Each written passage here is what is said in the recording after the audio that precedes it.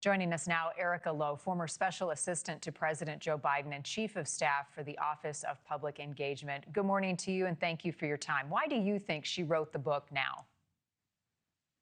I think why not now? She has had a lot of time to reflect, as she's been very clear about, and she was a central figure during an unprecedented time in presidential politics. So why not tell her story? Everyone else is telling it for her. She wanted us to hear it in her own words, and I'm really glad she did. And what do you make of some of the statements that she makes? One, that Biden's decision to run was reckless. I think that, like I said, she is entitled to her opinion. I understand the loyalty that she had. I think that as Black women as a whole, our default is often loyalty. The 92% of women that voted for her and the 91% before who voted for Joe Biden and presidents before, Black women have held up this Democratic Party for a very, very long time. She was loyal to the president who made her vice president, and now she's telling her story. She also criticized how staff managed President Biden's fatigue and his mental health and what the public saw. As a former staffer, what are your thoughts on that?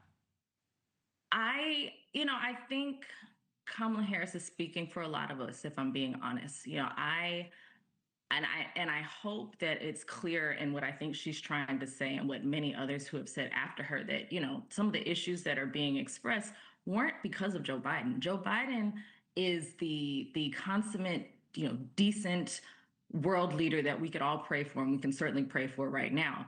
But oftentimes you have staff and gatekeepers and the like who don't always make the best decisions. And that's what was so great about Joe Biden, because he would often reverse those decisions. I think about this week in Washington, D.C. This week, the Congressional Black Caucus Foundation is having its annual legislative conference. And last year, this time, obviously, she was the candidate, and usually the president speaks, and Joe Biden had spoken every year. But this year, staff was talking, and we assumed that perhaps maybe Joe Biden would introduce Kamala Harris because she was the candidate. She was the belle of the ball. She was the former CBC member. She's who people came to see. And his staff was outraged by that, right? But they went back to Joe Biden, and because he is the decent, diplomatic leader that he is, who's inclusive of everyone, he very quickly reversed any decisions that were made in that staff meeting. And if you roll back the tape from last year's conference, you'll see he introduced her. That was the kind of president he was. Sometimes, it takes staff a minute to catch up. Interesting. One final question, that remains is, will she run for president again? She has not said so, but in the book, she talks about prominent Democrats ghosting her or stalling or delaying the endorsements, including President Biden at the time. Do you think that if she runs again, she'll have the support of the prominent members of the party? I think that there is a lot of time between now and the presidential election. And I think if she wants to run, she's well within her right.